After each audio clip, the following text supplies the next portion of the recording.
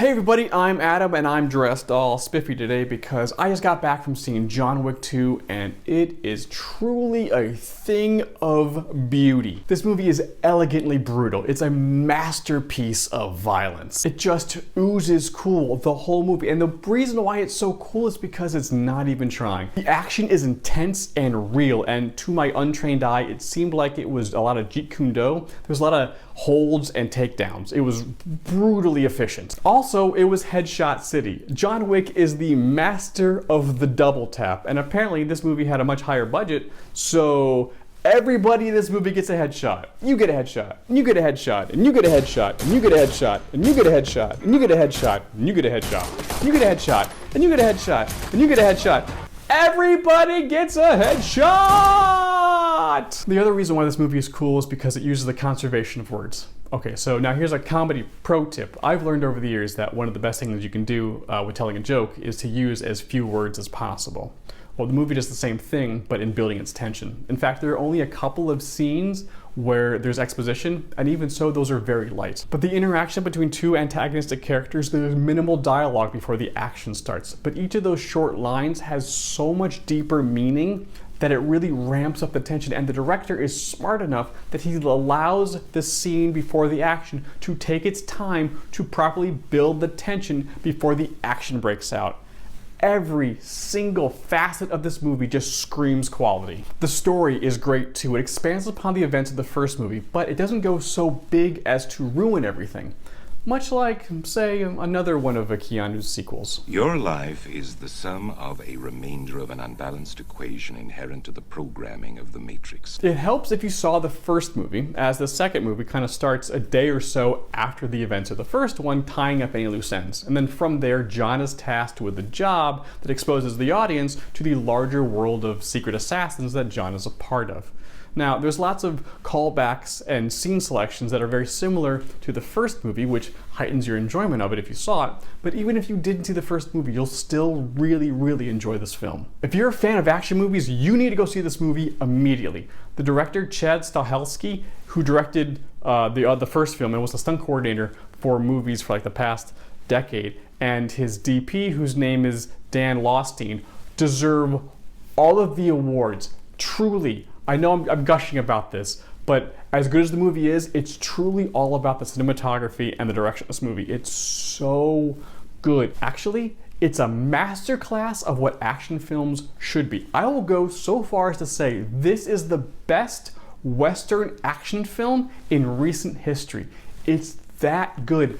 It is phenomenal. Please go see this movie immediately and then go see it again a week later. It's so good. We probably won't get another action movie like this for the rest of the year, so you need to treasure this. Okay, minor spoilers for the movie from here on out, because we need to talk about the real star of this film. It's not Keanu Reeves, it's the secret worldwide organization of assassins that he's a part of. Now, in the first movie, we get a taste of it.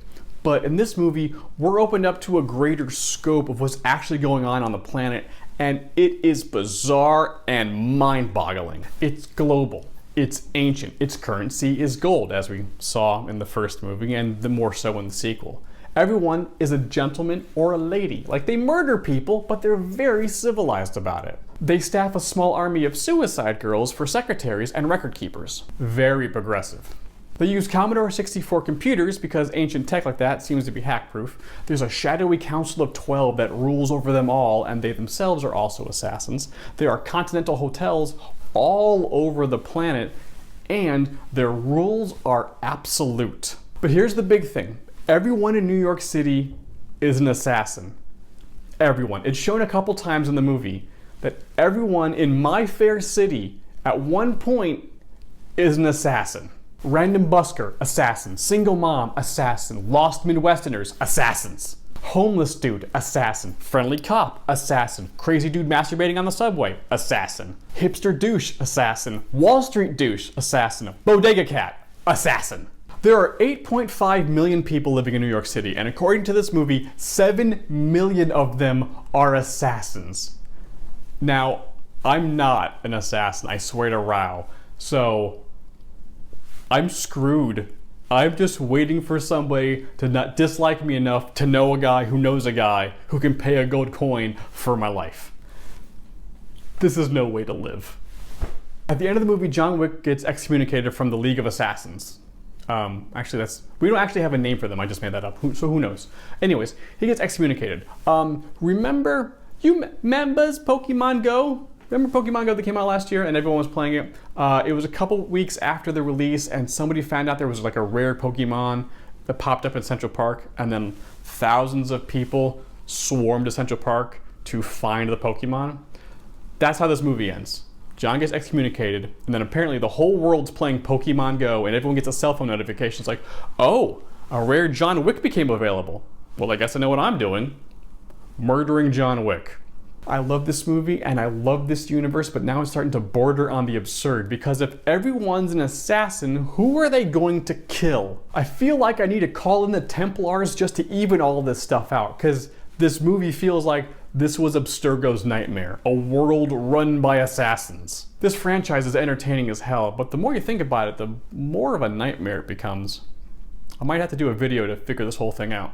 What did you think of the movie? Let me know in the comments below. And also, what do you think we should call this secret organization of worldwide assassins? Also, would you like to live in a world of assassins? Let me know. As always, here's some fun things you can watch right now on YouTube. Also, if you like this video, please like and subscribe. I would really appreciate that. And I'll be back soon with another review. So until then, see you guys later.